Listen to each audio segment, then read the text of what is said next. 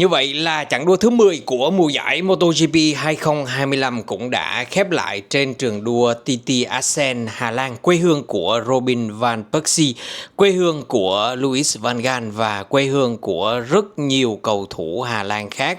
Nhưng mà chúng ta cũng phải nhắc đến một nhân vật, một tay đua kiệt xuất người Hà Lan, đó là Max Verstappen. Nhưng mà hôm nay chúng ta sẽ không nói về Max Verstappen mà chúng ta sẽ nói về những tay đua ở MotoGP. Thực sự chúng ta đã chứng kiến một Marc Marquez hoàn toàn khác ở mùa giải năm nay. Việc mà giành 37 điểm trọn vẹn trong một tuần đua không có điều gì là quá xa lạ với Marc Marquez, và tuần này thì anh cũng đã lặp lại được điều đó với thực sự là những điểm số rất quan trọng. Nếu như ở trước chặng TT Assen thì khoảng cách giữa Marc Marquez và đối thủ, đồng đội và người anh em Alex Marquez là 40 điểm. Sau TT Assen thì khoảng cách này đã lên đến 68 điểm. Đây là một dấu ấn, một bước ngoặt vô cùng quan trọng trong hành trình chinh phục chức vô địch thứ 9 của tay đua số 93 người Tây Ban Nha. Và theo mình thì nếu như Marc Marquez giành chiến thắng ở Sachsenring, điều này có thể gọi là chắc chắn tới 99% luôn, thì chức vô địch MotoGP 2025 coi như đóng lại. Và mình tin là 98% thì chức vô địch MotoGP coi như đóng lại nếu như Marc Marquez giành chiến thắng ở Sachsenring sắp tới. Nhắc đến Sachsenring thì chỉ có một cái tên thôi anh em, Marc Marquez, nên là nói rộng ra có nghĩa là mùa giải năm nay sẽ thuộc về Marc Marquez. Marc Marquez đã coi như là tạo rất nhiều drama để chúng ta nói về chặng đua thứ 10 này. Ngày thứ 6 thì anh té 2 lần, những cú té làm cho Marc Marquez phải chịu rất nhiều vết trầy xước cũng như là rất nhiều đau đớn. Nhưng mà ngày thứ 7 thì anh lại giành chiến thắng trong cuộc đua sprint, mặc dù là anh không có giành được vị trí pole hay là cũng không xuất phát ở hàng đầu tiên, xuất phát ở vị trí thứ 4 nha anh em. Nhưng mà chuyện đó không phải là một vấn đề quá lớn khi mà tay đua số 93 đã có những pha đề ba hoàn hảo xuất sắc để vươn lên và kịp tấn công các tay đua khác, không để mất lợi thế, không để mất vị trí khi mà đèn đỏ vụt tắt. Ở trong ngày Chủ nhật thì không có gì phải nói ra nói vào về đẳng cấp và phong độ của Marquez nữa. Marco Bezzecchi đã rất là cố gắng rồi, Francesco Bagnaia cũng đã rất cố gắng rồi, nhưng mà thực sự thì sân đua TT Assen vào dịp này chính là sân khấu của Marc Marquez. Chúng ta còn phải nói gì nữa? Tuần này, tuần khác, week in, week out thì Marc Marquez vẫn là Marc Marquez, đáng sợ hơn, ổn định hơn, chững chạc hơn, không phạm phải những sai lầm không đáng có.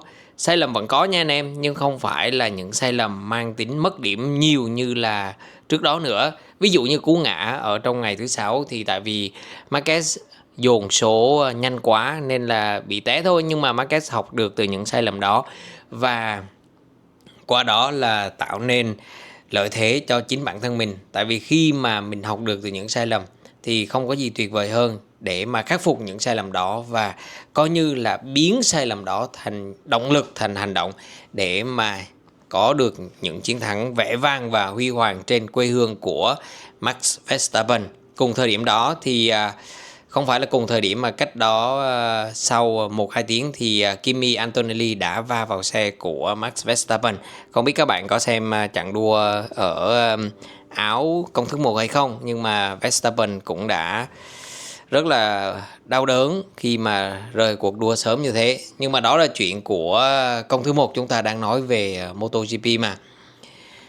Ngày hôm qua một tay đua rất là đáng tiếc, đó là Alex Marquez. Sau khi mà về ở vị trí thứ 2 trong cuộc đua sprint thì nhiều người nghĩ là Alex Marquez sẽ có cơ hội để mà giành chiến thắng trong cuộc đua ngày Chủ nhật, nhưng mà rất không may pha va chạm giữa Alex Marquez và Pedro Acosta đã khiến cho tay đua số 73 gần như là tan đi giấc mơ vô địch mùa giải năm nay. Gặp đối thủ đã mạnh rồi, lại còn kém may mắn nữa thì thực sự là không có cửa nào cho Alex Marquez có thể nghĩ về chức vô địch mùa giải MotoGP 2025 cả. Người anh của mình, đối thủ chính của mình, thi đấu quá hay và rất là bản lĩnh, rất là may mắn.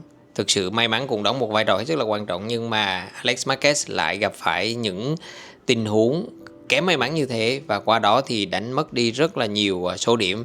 Bây giờ khoảng cách là 68 điểm.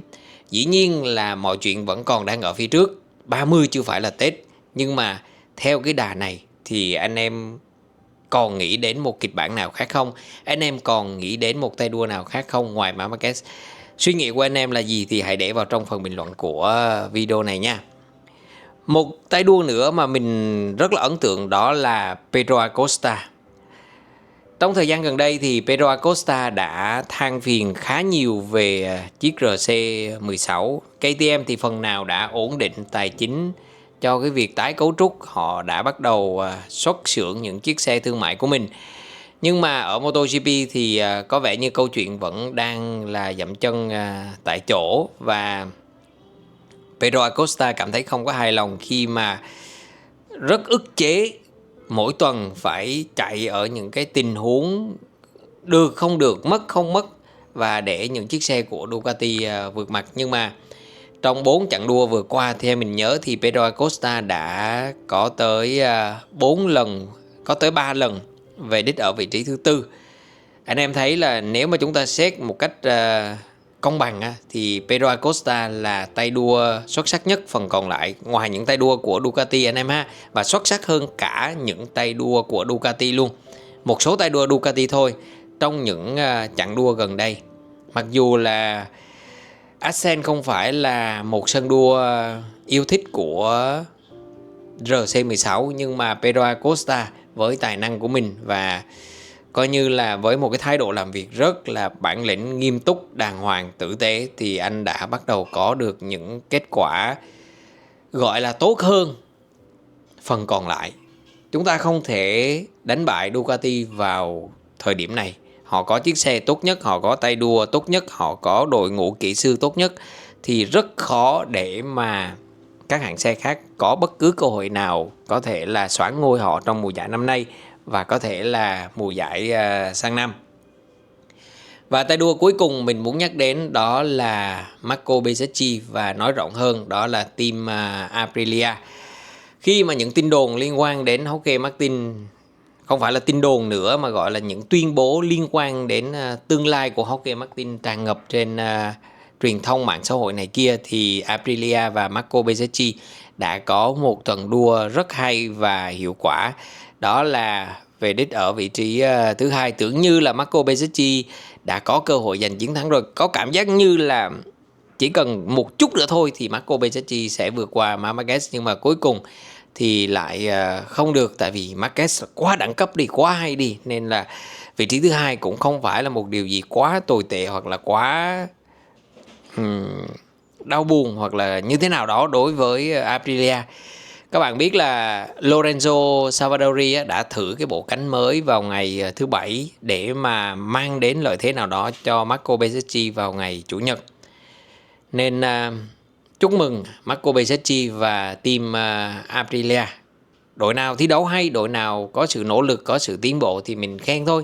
Chứ không phải là thấy người ta nỗ lực mà mình lại cứ đi nói về những cái đội không cố gắng thì cũng không được, hoặc là không có sự tiến bộ thì cũng không được. Nhưng mà nói một cách công bằng thì Aprilia và Marco Bezzecchi đã có một tuần đua rất hay ở TT Assen. Một phần tại vì chiếc RSGP 25 rất là thích những cái đường đua kiểu như là TT Assen với những cái khúc cua dài, những khúc cua mà không phải thắng quá nhiều như thế. Anh em có ấn tượng nhất với tay đua nào ở TT Assen 2025 thì hãy để vào trong phần bình luận của video này nha. Và chúc anh em một buổi tối tốt lành, và chúc anh em sau khi xem xong video này có một giấc ngủ ngon. Tạm biệt. Quên, các bạn đừng quên là hãy đăng ký kênh YouTube của mình và hãy xem thật nhiều video của mình. Cảm ơn các bạn rất là nhiều, và một lần nữa chúc các bạn một buổi tối an lành.